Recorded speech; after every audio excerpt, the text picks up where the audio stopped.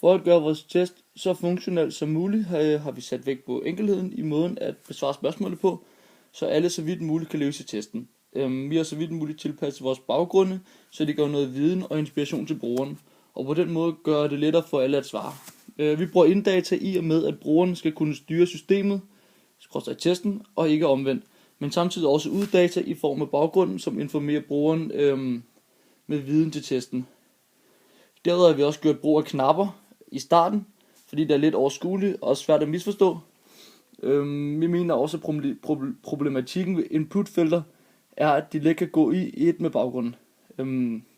Da vi placerede vores spørgsmål på skærmen, var vi mest opmærksom på, at den skulle være læselig og tydelig, trods vores farverige baggrund. Vi vidste godt, at den farverige baggrund måske kunne skabe lidt forvirring, men samtidig synes vi også, at det var godt med en baggrund, som omhandler vores tema, og vi ved hjælp af baggrunden også kan lære brugeren noget, hun måske ikke vidste om Premier League.